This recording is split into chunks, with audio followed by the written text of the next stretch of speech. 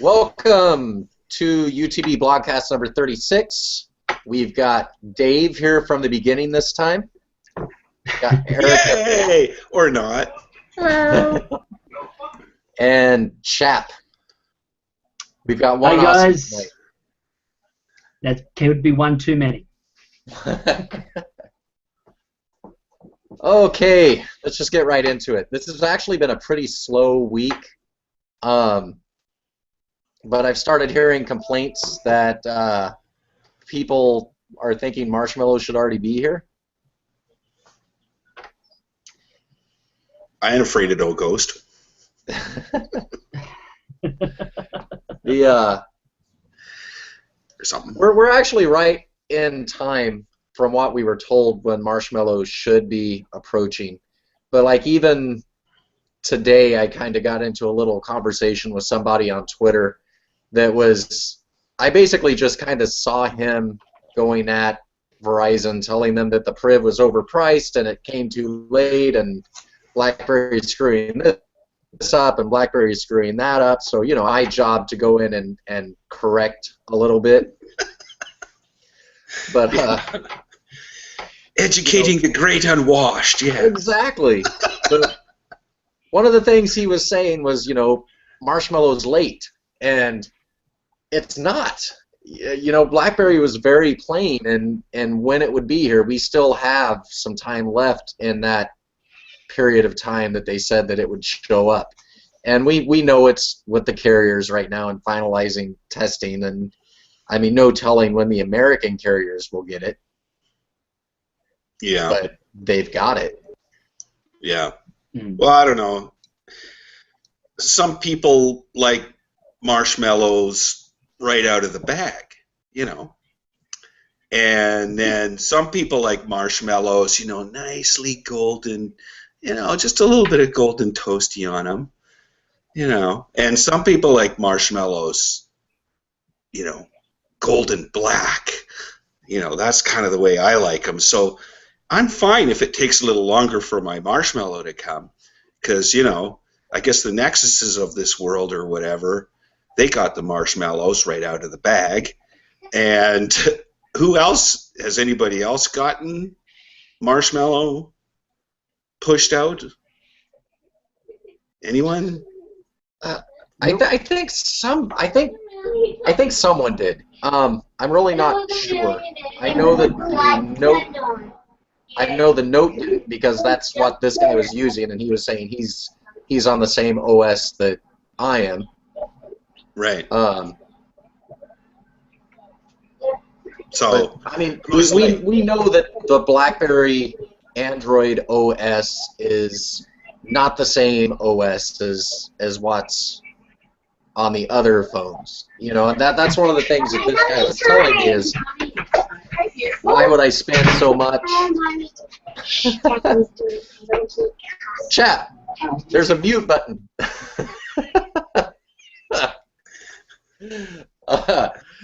But he was like, why would I spend so much when there's already this other OS out there and blah blah blah. And he was trying to say that, you know, BlackBerry's going to abandon it. And I was kind of proud of myself, because I was like, how do you figure they're going to abandon it? You know, I'm still getting OS updates on my old, you know, 4-year-old Z10, and you know, the Samsung S4 is not getting updates any longer. So who's actually abandoned there? So he thought he'd be wise and say, oh, my last update was in August. When was yours? And you know, our last update on BB10 was January, middle of January. And, you know, it was a minor fix, but it was still an update. Yeah. People have this weird idea of what BlackBerry is doing, and they're kind of clueless and screaming about it.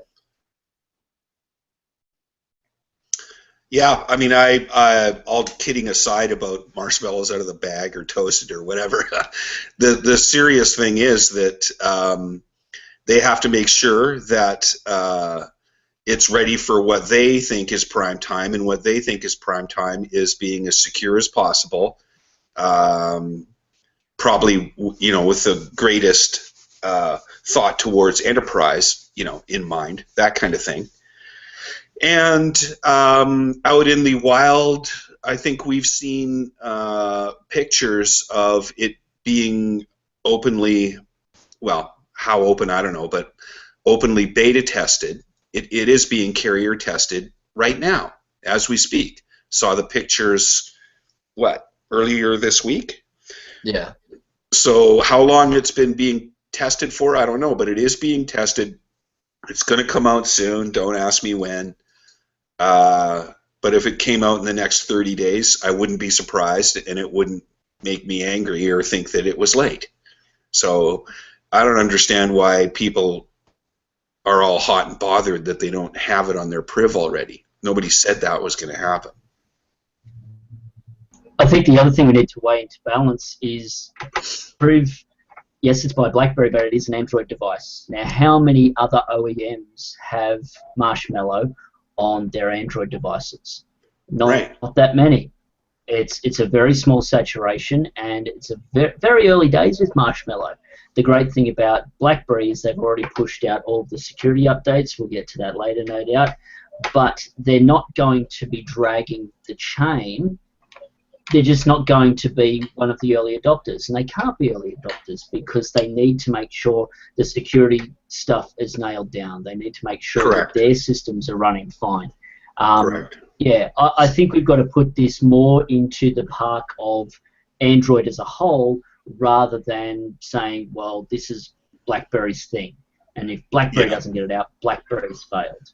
Yeah, and on top of that, I hope I'm going to get this number right, but I am under the impression that Marshmallow adoption is under 3% across deployed. That's actually what I was looking for right now. I think it's under 3%. So that means the entire planet is late. And so picking on BlackBerry is a fool's errand or a ridiculous statement. Or following the status quo. Yeah. Just having being a look, a dick or something. I was just having a look at the Optus site to see what's got Android so far, and there are only two devices: HTC One M8 and the LG G4. That's all it's got. I dare say the Samsung S7's got it now because that came out on Friday. But other than that, we're still looking at Lollipop and in some cases Jelly Bean. So yeah. And let's go back to when Lollipop first hit. Remember all the stories we had of all the issues with all the phones? They were rolling Lollipop out to, I believe it was one of the Samsung phones, and they had to halt the rollout because it was screwing up people's phones. I mean, there's been nothing but issues with those, I guess you call them early adopters, the early adopting OEMs that push out the OS as fast as they can get it, and then they have issues with their phones. You know, my Priv, Dave, how often do you have to restart your Priv? How often do I have to? It's not very often. I'd be surprised if it was once a week. I did, because of the last launcher update, the last two launcher updates, I rebooted it after that. I have a habit of if any of the root or core BlackBerry apps getting updated, I'll do a reboot, and once in a blue moon I'll do it on a BBM update as well. So those things notwithstanding, and I'm not doing them because I have to, I think I rebooted my BlackBerry twice in the last 2 weeks. And one of the times was because I thought I was getting a little bit of sluggish action from the first launcher update. Well, see, I've always had to reboot any of my Android devices pretty consistently. I mean, they just start lagging, they start slowing down, and rebooting is, well, shoot, it's almost like the old BBOS. I made it a point to reboot my BBOS every single day. I did it once a day, every day, without fail. That was my habit. I wasn't too far behind you there. Yeah, and with Android devices, tablets, I've always had to do that. I rebooted my Priv this week, and it like struck me as odd because I really think I've rebooted this thing less than 5 times in the time that I've had it. I mean, Yeah. whatever BlackBerry did to Android was worth waiting a little bit for it because it's just functional, whereas all of my others just weren't. Yeah, and I wonder, excuse me, that's a good observation, and I agree with that. And I wonder if people like us who come from BlackBerry 10 land aren't putting a veritable cornucopia of apps and games and essentially crap that, you know, I don't care what computer you use. If you pile on the apps and leave yourself not very much room to work, it's going to be a slug. And I'm not that way with my Priv. I've never been that way with any of my BB10 devices either. And I don't know whether that has anything to do with it or not. I mean, is your Priv completely jam-packed with music or games or? No, I mean I've talked about my struggles with finding decent apps in the Google Play Store. So I've loaded a ton of apps, but I make it a point to delete them. You know, it's like I try this one, don't like it, I delete it. It doesn't stay on my phone for long, and that's habit from my old tablets. Because I mean, honestly, with Android, that's really what it is. It's an app launcher, and so I mean, why are you going to have an Android if you're not going to be playing with apps? And I just kind of wonder, and I have like no real reason behind it, but I wonder if the security functions of the BlackBerry Android is stopping something that makes these other Android devices lag. I mean, we know Android, it's just in the nature of the beast. It's going to get laggy the longer it's used. It's just too heavy of an operating system. But I'm not having the same experience with this Priv as I've had with basically every other Android device I've had, which, you know, you click the icon and then you wait for a second or two for it to open.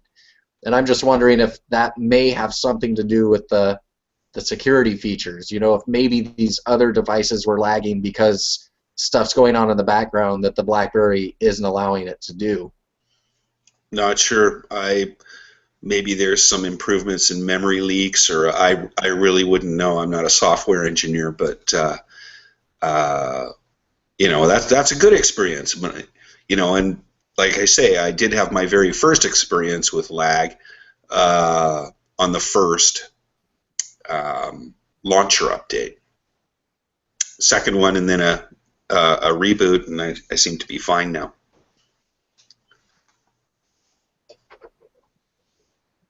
And you could be right about the security stuff there, Brad. We know when we're applying firewalls to PC OSs, they have a tendency to shut down a lot of functions, which can frustrate the living daylights out of you because you can't do what you want. But I think from an Android perspective, some of that, what we call bloatware, or that back-end stuff that just absolutely clogs up your CPU, could be shut down in the security measures. I know there was a guy I was talking to this week who was having a bit of trouble with MMS, multimedia text messaging, and there are a couple of guys who noticed that it was due to the security functions that had been put in. They found an app, they got around it, it was fine. The update came through, and that seemed to clear everything, and they were going again. But the security features, I think we talk about DTech as this great app that lets us know what's happening with our apps and our ecosystem and just how secure we are. But I think there's a lot of stuff that it does behind the scene that we're just not aware of in terms of filtering out junk. So I think that's a really positive surprise from that side of things. Yeah, well, it gets my vote anyway. whatever kind of special sauce they put in there is good stuff. It's Priv sauce, Dave. It's Priv sauce. I like it. Priv sauce with a little bit of blackberry glaze. Hey, did you guys see my T-shirt, by the way? Let me see. Yeah, I like that too. I've got my Stand Against Apple going on. I just had to throw that in there. I saw another one that looked kind of similar, except the thumb was the other way. Yeah, some guy with a girl's name made those. Anyway. I'm still surprised that stuff's going on. Normally you have your news articles that hammer it home for a couple of weeks, and the general populace gets bored, and the people that need to do stuff get behind the scenes and do the stuff. But we're still seeing stories of this crop up, aren't we? Well, it's on purpose. I mean, you look at this. This is what hit me the other day. They're pushing this to the forefront as much as they can. They're speaking in front of Congress. Every Apple exec is coming out and making these blanket statements, accusing the government of doing this, accusing the government of doing that. They screwed everything up. They did this, and there's a reason for it. And I saw the reason. I think it was yesterday or the day before. If you recall, when it first came out, there was a survey where it was something like, I believe it was 53% of the public said Apple should open this phone, and then it was 30-some% said they shouldn't, and then there's people in between. Well, there's another survey just the other day. The tide's turned entirely the opposite direction now. You know, the vast majority of people are now saying that Apple should not close this phone, and that's been the whole reason all along. I mean, this is why Apple is doing it. They're out there, they're making these insane comments, and then actually, I guess the Justice Department came out and basically said what I've been saying all along. You know, they were very blunt, and they put it out there. And what was Apple's response? Oh, that's a cheap shot. It's like, you want to talk about the pot and the kettle? I really like the fact that, you know, Department of Justice is watching our, you know, blogcasts. I don't think anybody's repeating what I've been saying, but I do think people have common sense. They have common sense, Dave. It doesn't take much common sense to realize. Who was it? Someone just the other day brought up, and I think it was a tech guy. Was it Bill Gates? Ah, crap, I don't know. But I mean, it was very plain. He says, where would we have been without wiretapping? And this is exactly the same sort of thing. You know, that the government can't come in and wiretap your home and just listen to everything that you say. But if there's a warrant and there's an investigation and there's been a judge signing off on it, they certainly can. And everybody's so caught up on this, oh, this is a crazy precedent that Apple is going to be forced to make a software that they don't have yet. No, the precedent is that they made a software to ensure that warrants couldn't be served. You know, they wouldn't have to be making this new software if they didn't purposely make something that couldn't abide by the laws. There has to be a reasonable accommodation made to the investigation so that they can actually do their job and find out what happened. Yep. And anything stopping that is obstruction of justice.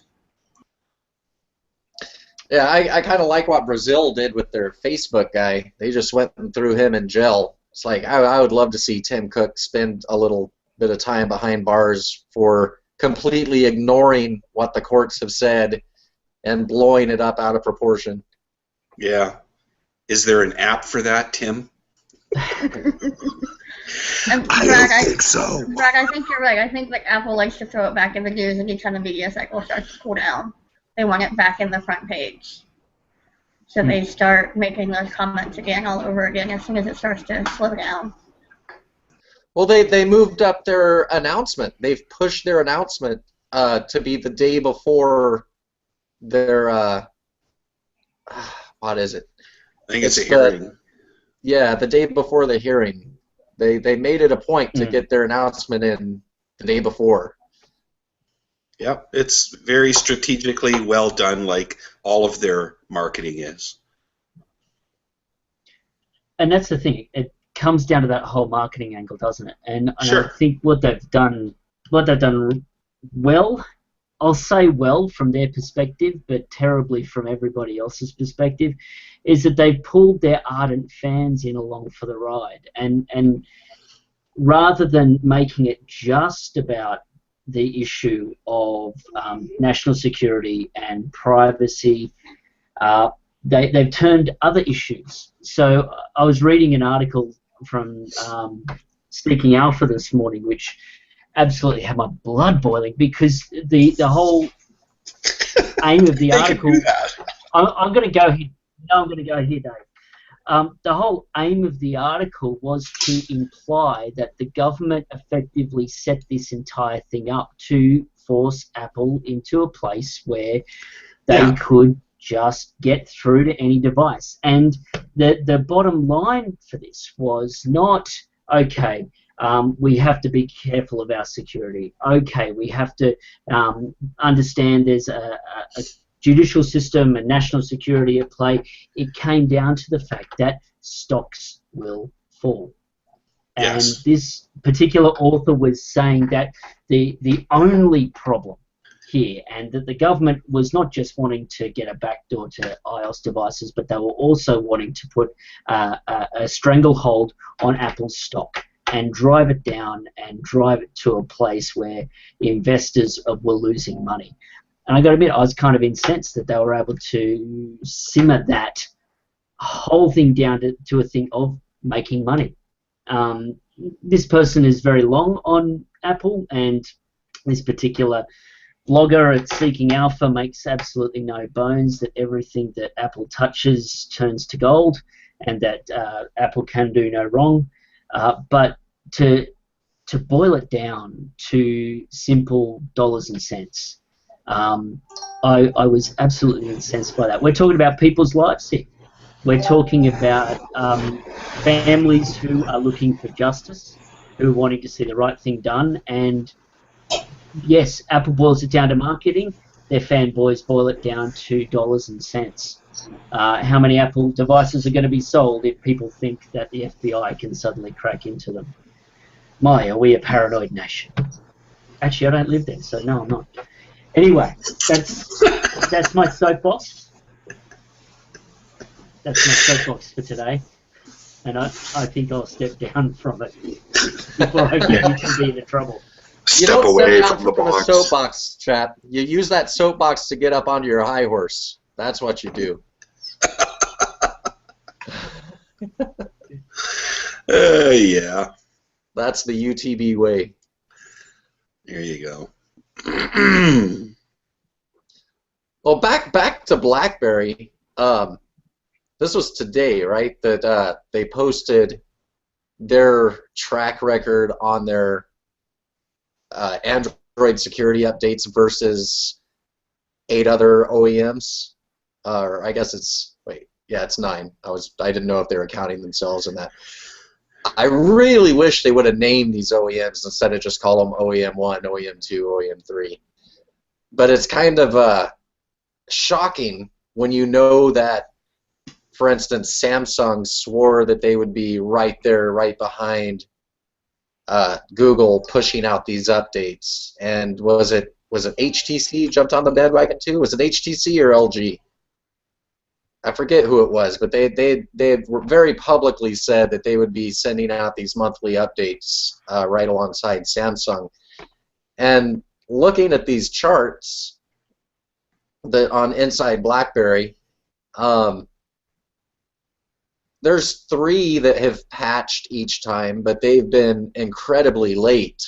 21 days after, 19 days after, 26 days after, 15 days after.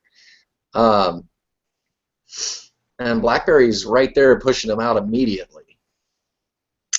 Yeah, for all those people who say, that BlackBerry, either doesn't do what they said they were going to do, or they're always late, or whatever it is. It really feels to me, anyway, being the recipient of these security patches, that they're right on the ball, right on the money, right on time, exactly when they say they're going to do it, and they do it. And it just goes to show you how serious they are about their core model or motto or whatever you want to call it regarding security. I mean, they knew damn well what they were heading into with Android anyway.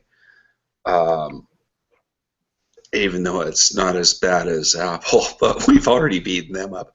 Anyway, and so good on you guys. Way to go, BlackBerry. You're doing exactly what you said you were going to do, and you're doing it exactly when you said you were going to do it. So 2 thumbs up from this kid. And I think that's an important thing to note, that in the past, when people have talked about BlackBerry's failure, their ability to miss deadlines, they point to missed things in the past. And if we're here talking about Marshmallow being late, let's look at how BlackBerry have handled Android so far. They've met every deadline. In fact, they've beaten deadlines. They beat Google once. That's not too bad.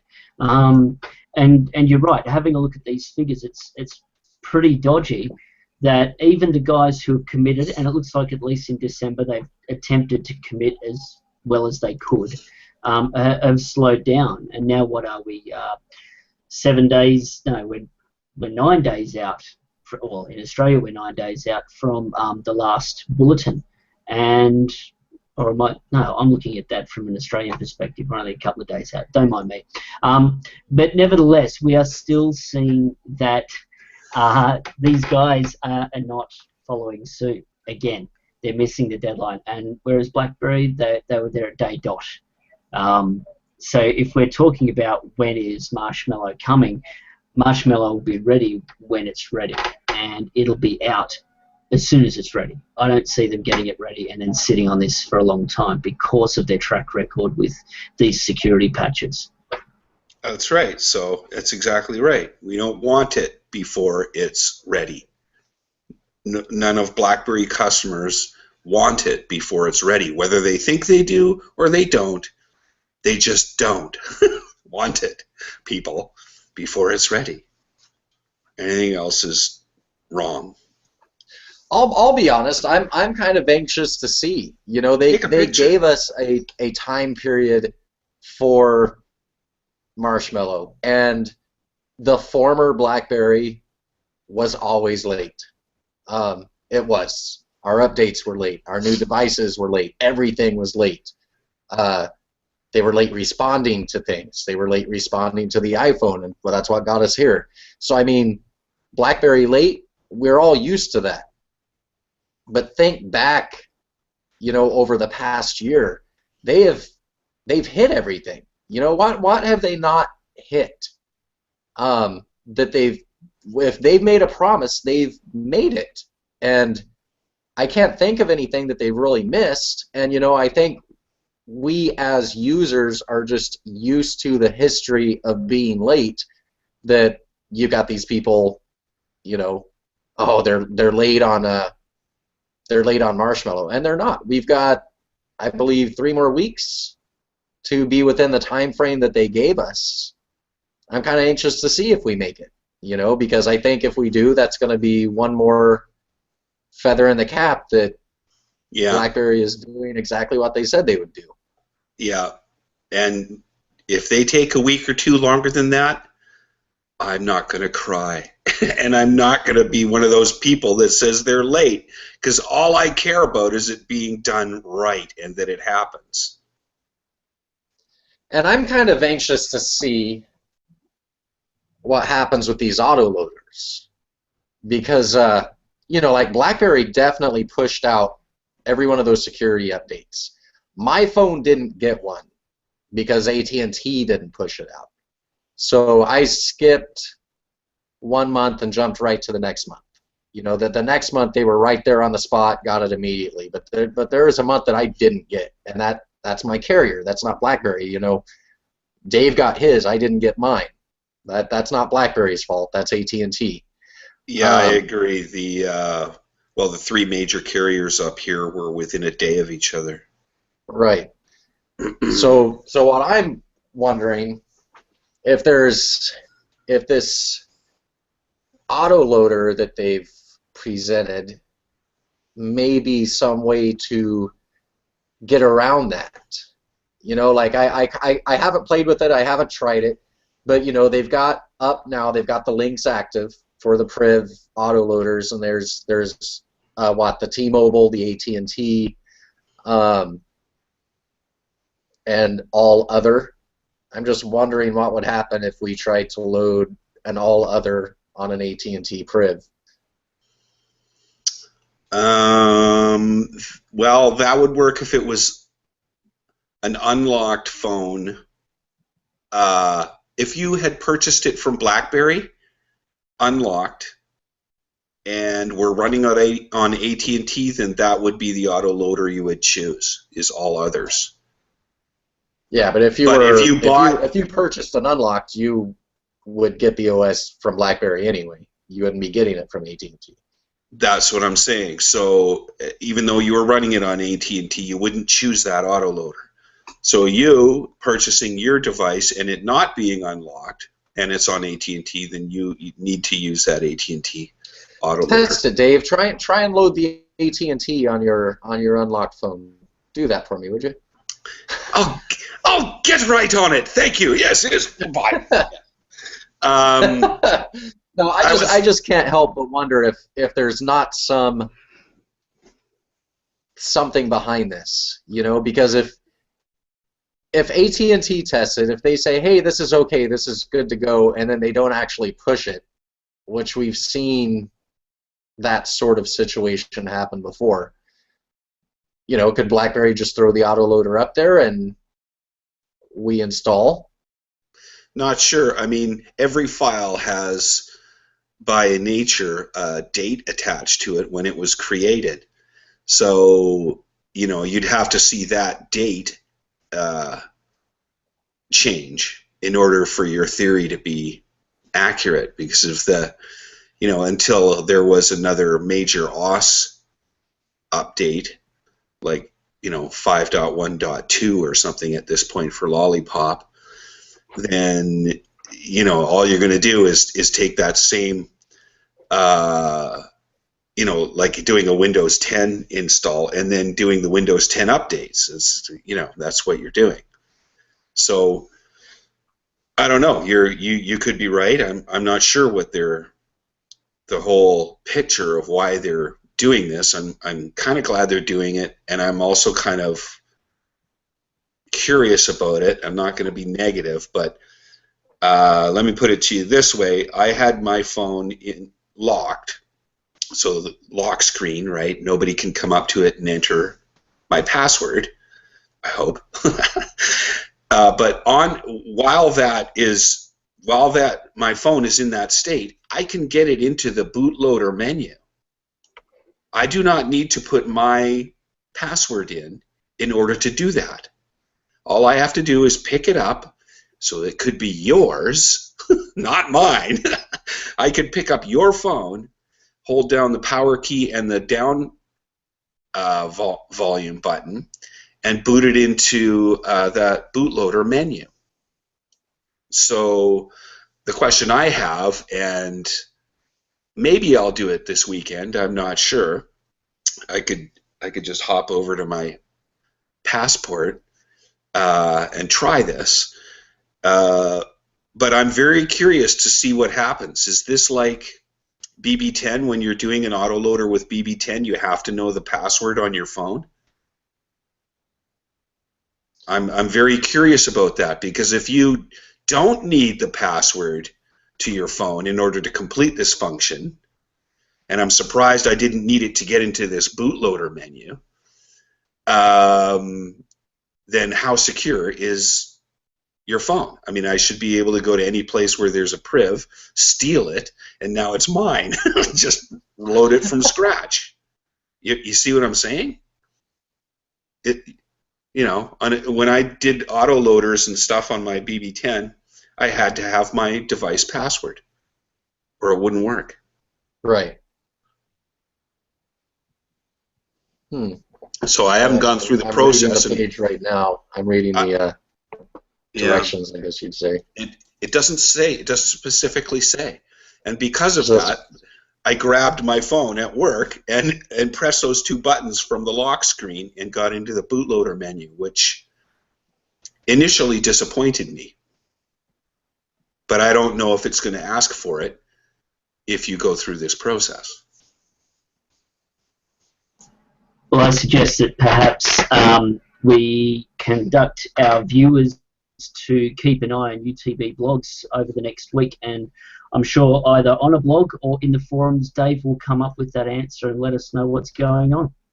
Yeah, it looks like I have to sacrifice because I'm the ass that brought it up. Yay me! Indeedy. Duh. Indeedy. Yeah. Told you should have shut up, Dave. But oh no. Okay, well there you go, guys. Keep an eye on our site this week, and Dave will have an answer for us. Yeah, that should be fun setting this thing up again. Okay, yeah.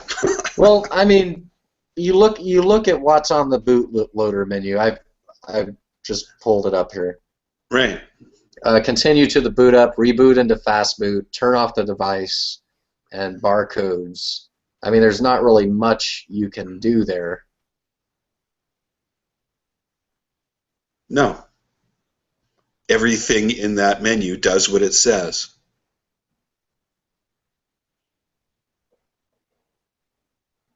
But you're not going to be able to finish the job without having this thing hooked up via USB, just like you would with your BB10 device, right? And that bat file that starts the autoloader. So, yeah, might have to do it. Fall on the sword.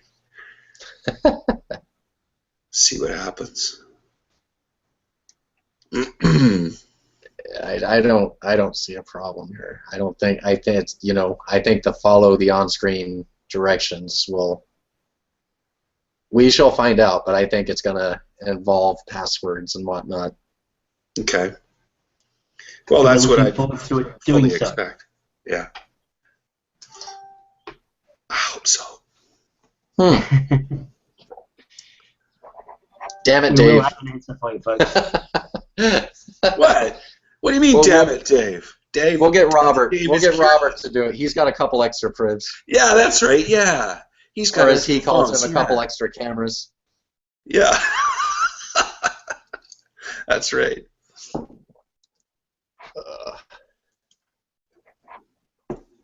Okay, where were we? Round. You know, Inside BlackBerry did another story on some of our elite BlackBerry 10 developers who are porting their apps over to the Google Play Store. I had noticed that a little bit earlier. We had Marco Gallo had ported over Air Messages, and then he's got his new Kitten app, and that's over there in Google Play Store. I think that's really smart. You know, I like the idea that they recognize that here's my market. You know, here my market is the BlackBerry user, and all of a sudden you're getting a lot of us that have these Android phones now. So they're being very smart about following their audience, but at the same time, these developers that like Gallo and the others that BlackBerry featured, they're still supporting their BlackBerry 10 apps as well. You know, they've really opened up their market, and they're not shutting the door on where they came from. No, that's right. And when you think about it, there's a bunch of people that did the reverse when BlackBerry 10 came out, and everybody knew there was a runtime. There was a huge push on by BlackBerry to welcome with open arms the average Android developer, and here, you know, throw this in the SDK, push this button, and it's converted over, and we'll stick it in BlackBerry world. So Bob's your uncle. Now there's a little bit of this going on the other way around, right? And people with their successful BlackBerry 10 apps are now doing the same thing and finding an additional audience there. It's a good thing. Hope they make lots of cash. Me too. I'm glad to see it happen. But I've got to admit, I would love to know from a developer how easy the process is going from BlackBerry to Android. We know it was easy coming from Android to BlackBerry because when we were all kind of getting Android apps for the playbook, we were just translating them left, right, and center. It was ridiculous how many apps suddenly became available because people were converting them. I did a whole heap myself. But it'd be interesting to see how easy it is getting the BlackBerry stuff across to Android. Be nice to hear from a developer on that, actually. I suppose it would seriously depend on what you developed it in the first place. So if you were super deep into cascades and whatnot, that your job's going to be a little bit more difficult. If you were always developing in HTML5, I think your job is going to be a lot easier.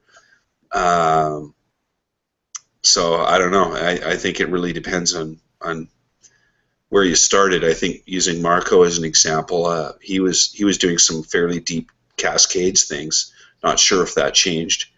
Don't know what error messages is written in. But if he was doing HTML5, then it wouldn't have been, a horrible job to convert. I mean, I can tell you, I got error messages on both my phones, on both the Priv, and actually I got it on more than 2 phones. But it's a great app on both devices, and it's the same experience on both.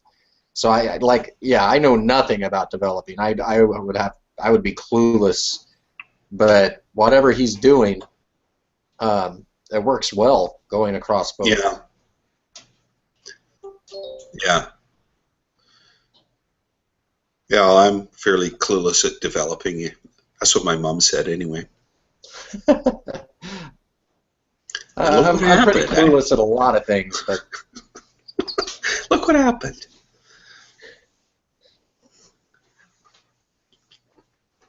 Or something. He's hit the 1,000 downloads mark on Android. That's awesome.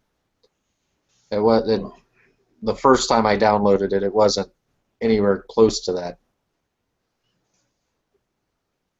Well, I hope he gets lots of recognition. Yeah. All right. Well, I thought that would generate some conversation. I figured there'd be somebody that would be like, "Well, why are they making Android?" But no, we're all pretty good with that, right? Well, no. Why are they making Android? Yeah. Hey, what can you say? You got to call a spade a spade. Like I said, we were the recipient of lots of apps because of people that were developing in Android. So, are you going to sit here and be all mad that some people are writing for that OS now? I mean, hypocrite. I don't know. Why get mad? I wish. And let's be honest. I wish success on people. Yeah, but let's be honest. The BlackBerry philosophy from here on in is a cross-platform philosophy. They're a software company. They're wanting to develop for all ecosystems and not just limit themselves to their own. Have their own, but not limit themselves to their own. So why should we limit other people just so long as they're still developing for BlackBerry? Yeah, so we're happy, love for people to go the other way, and it's wonderful to see Android getting the benefit of the BlackBerry development. As I said, just as long as we hang on to it here at BlackBerry, which I'm sure we will. I can only see our operating system going from strength to strength.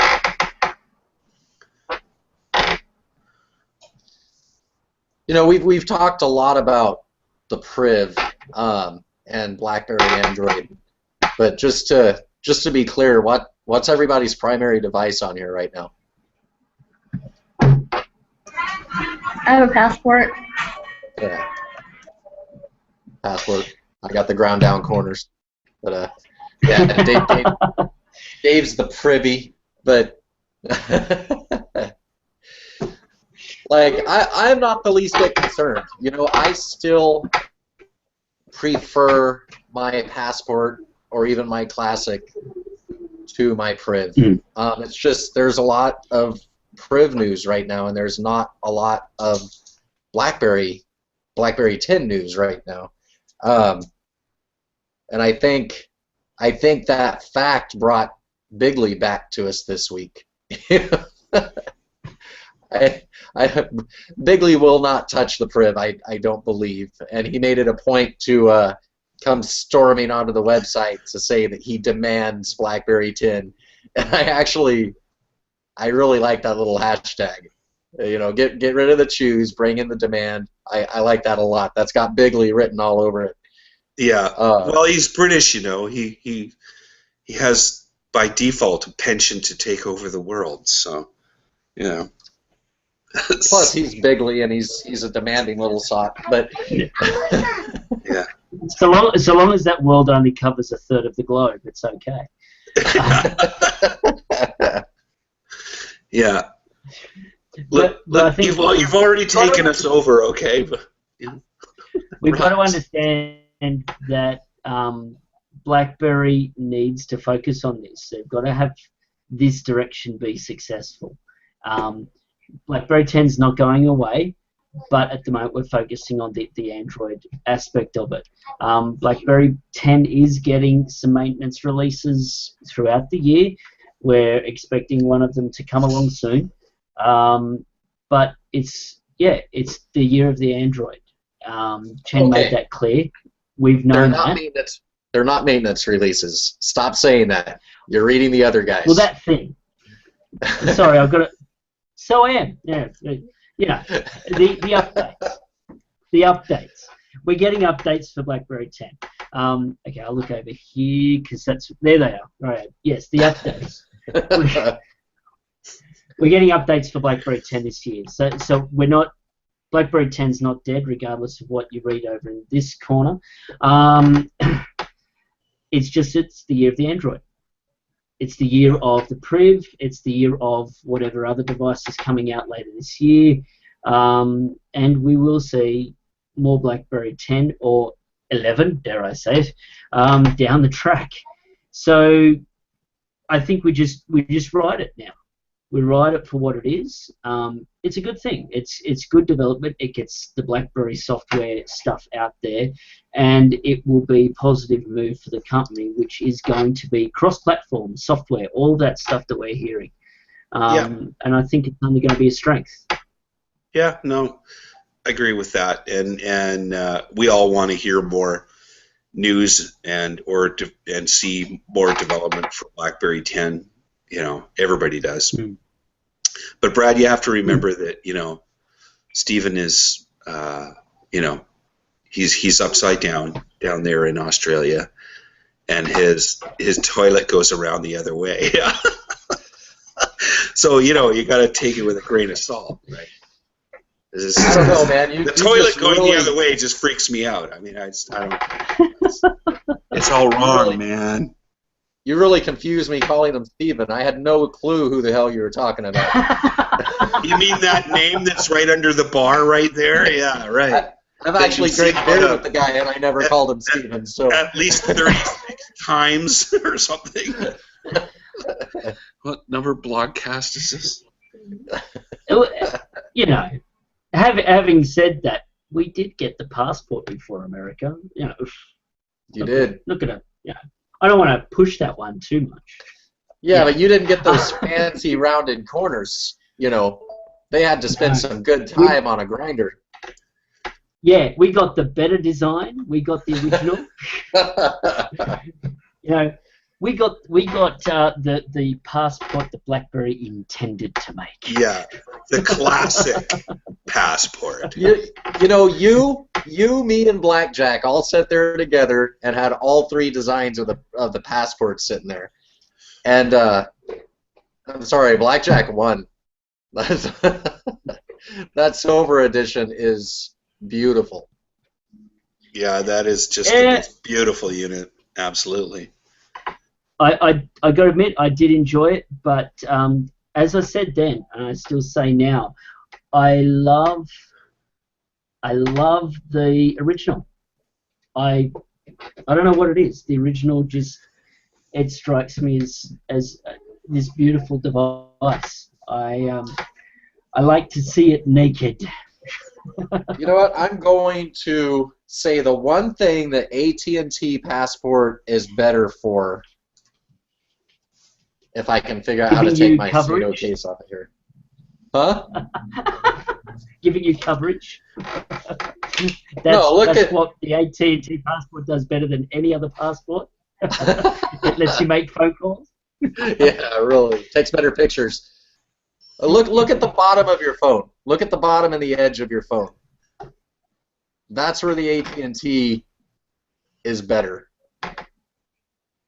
Look at your silver stripe. Yeah. It's a different size on the bottom than on the side, right? Yep. Yeah, you got an ugly phone.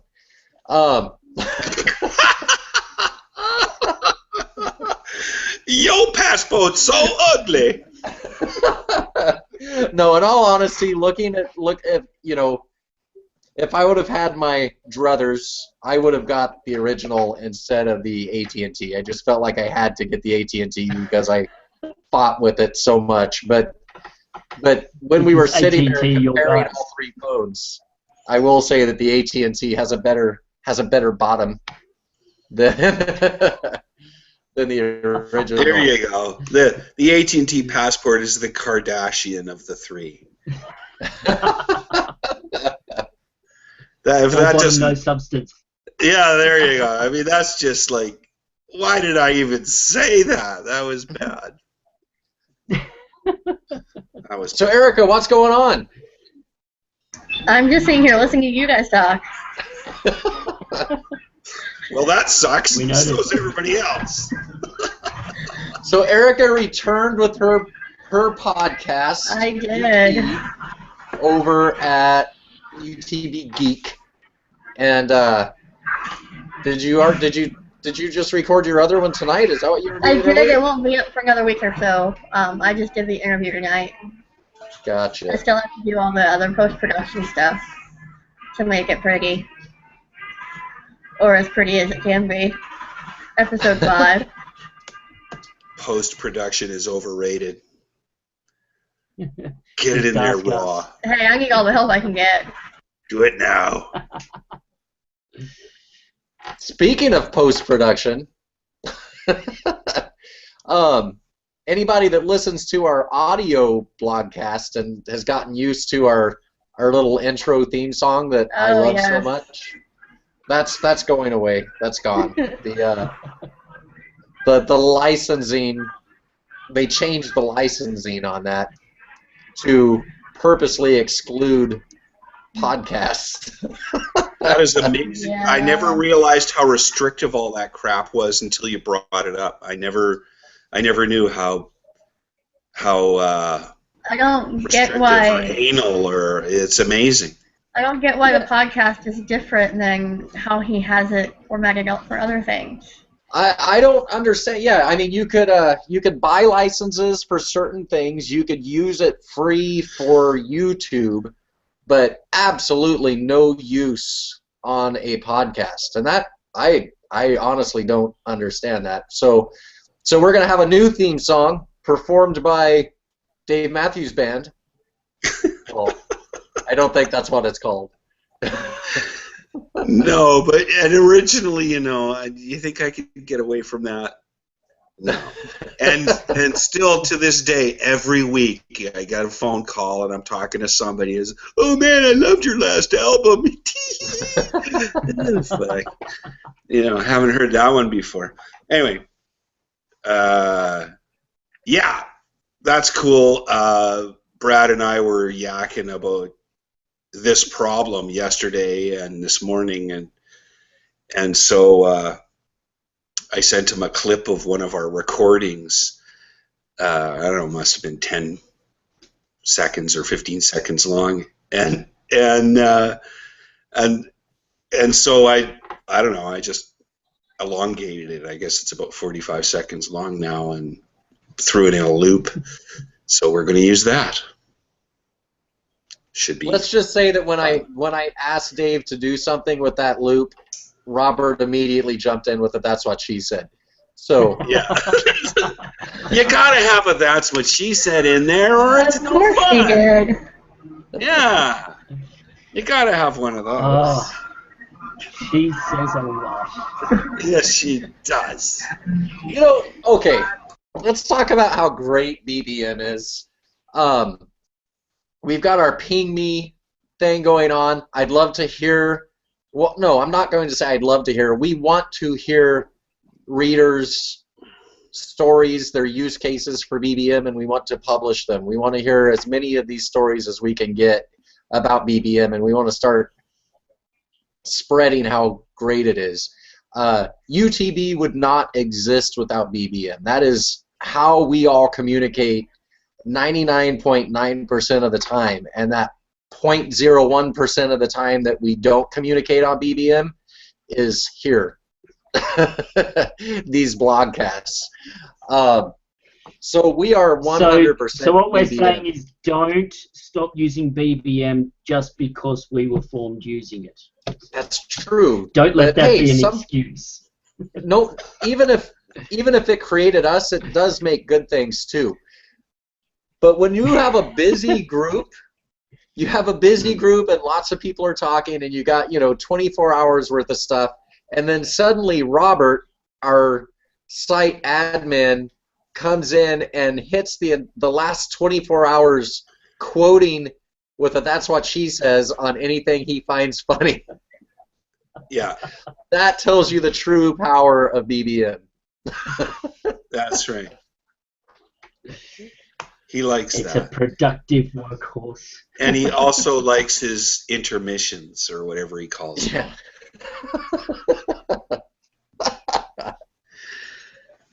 Is that what he calls them, intermission? I think it It's is. an intermission. Or is it an interlude? You're right. Yeah. The very fact that we can get together a blogcast like this in literally a matter of minutes, get us ready, get us on here, get us going, get our agendas sorted in a few minutes simply through BBM, just shows you how effective it is. Yeah, it's a great tool. It's fabulous. Beautiful functionality. It gets us completely and utterly organized in seconds to be utterly unorganized for an hour and a half on here. That's right. That's right. It takes a lot of work to look as bad as we do. Yeah, that's what I'm saying. Look where we're all at. I'm on the west coast of the U.S. Dave's on the west coast of Canada.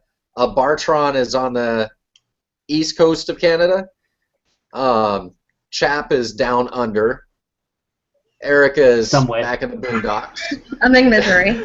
In Missouri. You're in misery. Let's see. Yeah. But Roy is in Israel. Abby's in India. I mean, we're literally all over the world. I'm sorry, I forgot the Brits. There's a bunch of them. And we're in constant communication all day, every day. Robert lives in paradise.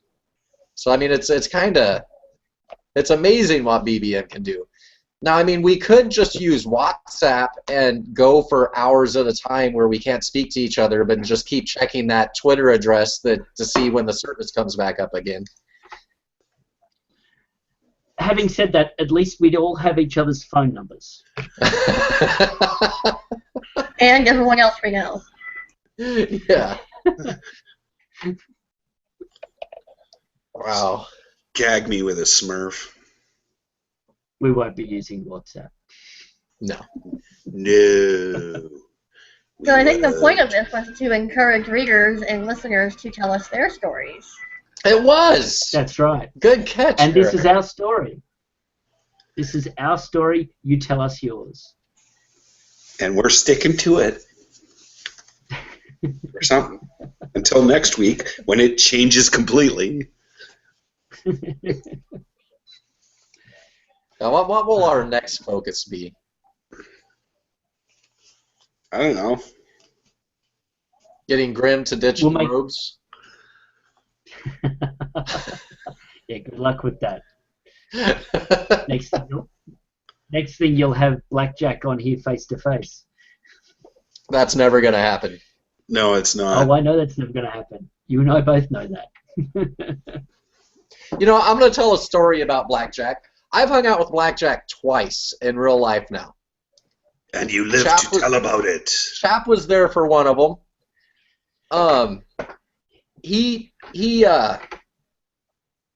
We were playing with PayPal, and he sent me money, and he was irate that I had his name.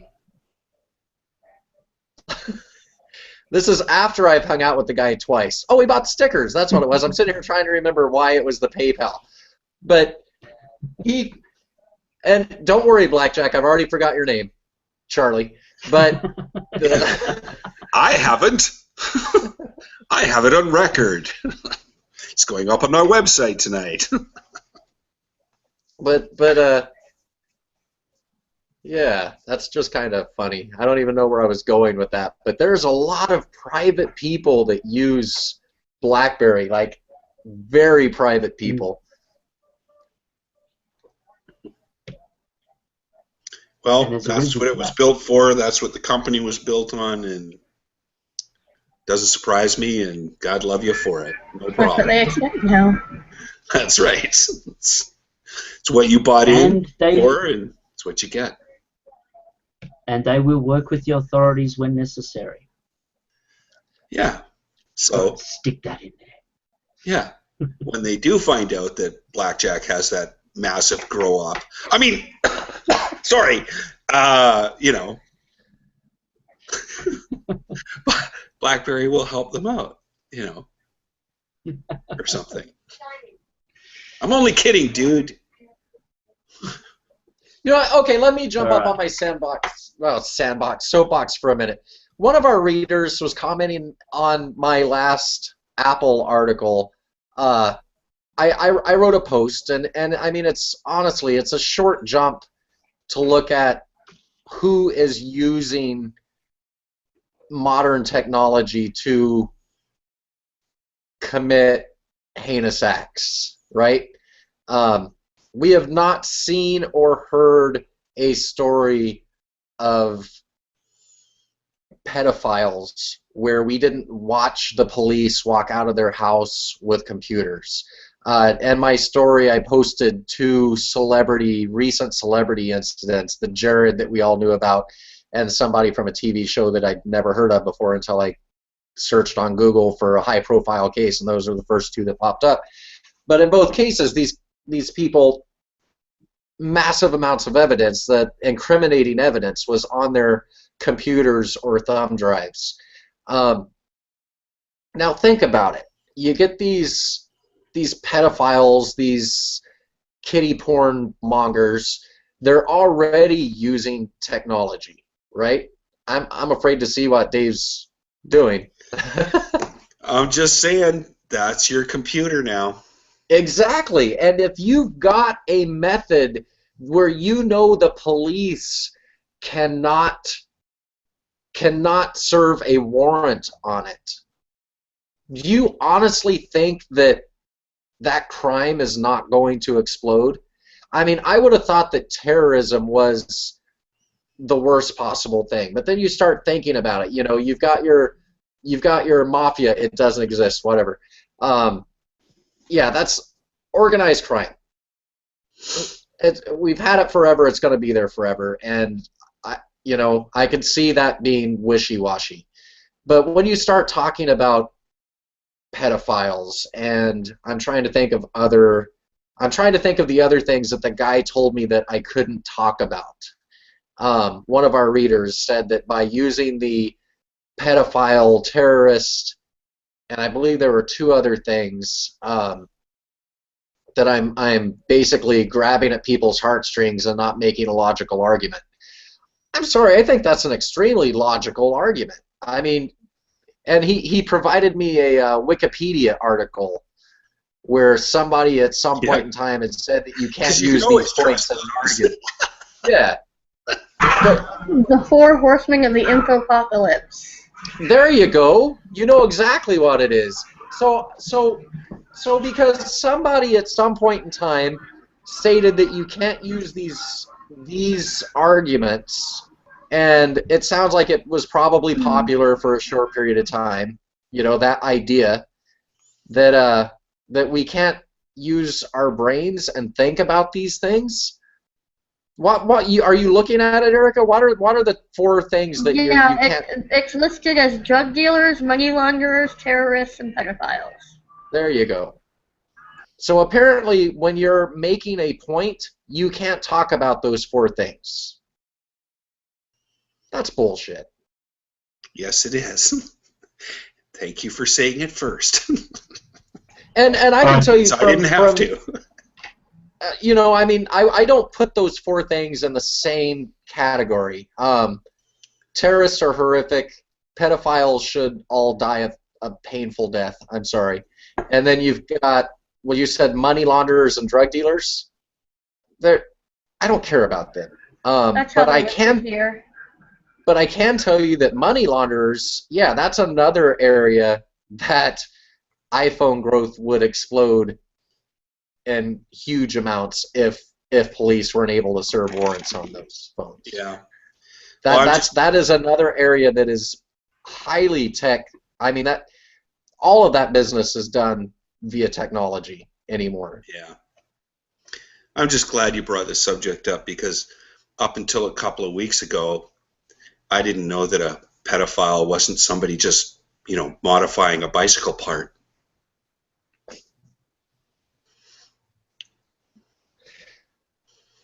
I think that's good enough to close out the night. Come on! It's a tough crowd. We will edit this blogcast to cut that part out. But it's good to see that we can still talk about corrupt officials. Thank goodness for that. Yeah, I mean, seriously, I can't let that go just for the joke. But come on, somebody saying that you're not allowed to talk about those four things is the most asinine, retarded, regressive, pathetic, you know, thing that you could possibly imagine. If we don't talk about these things, how do we ever solve a problem? So go away, crawl back under your rock, shut up, and let the big boys solve the problems. Well, I gave a cursory glance to that Wikipedia article and basically just brushed it aside. So, I mean, I'm not going to sit here and say that I know the history of that, but it sounds to me like somebody was losing an argument and said, oh, you can't use those arguments then. Yeah, right. That's how I read it. What? Say what? To be perfectly frank, though, you look at it in all seriousness, if you can't apply your rational argument in a practical matter, if you can't actually apply it in real life situations, then what's the point of making arguments? What's the point of having these debates? You know, if we just operate in high philosophy somewhere, there's absolutely no point of us even talking about this stuff. If all it is theory, if all of it's just policy, you know, as I like to say, if the right wing is the only way that you can talk about something, then how on earth do we know where it applies? The left wing, the ones who pull on the heartstrings, they're necessary because we need to hear those stories as they apply practically, and we move, we act, we do things when we hear those stories applied. We just sit around in these sorts of environments chit-chatting away if we don't apply them to real-life situations. Yeah. Well, let's apply it to wherever it's appropriate. They are real life for people, so to say that it's just theory or it's just philosophy or it's just an emotional argument is false, because for a lot of people, they are the victims of these crimes, and they are fighting against it. So it needs to be addressed as a real issue and a real argument. Absolutely. And you know what? Doesn't matter if you're a left wing or a right wing, you still need the bird. The bird needs two wings to fly. I came very close to giving you the one-finger salute right there, Dave. Well, no, I'm serious. Even metaphorically, I just made that up. But metaphorically, it's true. I mean, how can you have a balance? You've got people on the left and you got people on the right. I realize that looks backwards. But anyway, without the bird, you can't fly. So you got to have both sides, and you got to come to an agreement, and you got to go through these arguments, and you got to come to the right decision. So, all kidding aside, just as those stories without a rational principle fall apart, it's the same. It's the same argument on either side. Mm-hmm. What a poignant place to finish. What a poignant place to finish. Yeah. Right. So let's finish. Let's finish without sitting here and dragging it out for 20 minutes. Like, I wonder how many people actually listen to that part. But yeah, let's not do that tonight. Okay. So we'll be back next week. Hopefully we'll have more of us here again. We might have 2 Aussies. Hopefully we will have Erica's podcast sometime soon. Yeah. All right. Okay. Good night, guys and girl. Have a good one, everybody. God bless. See ya.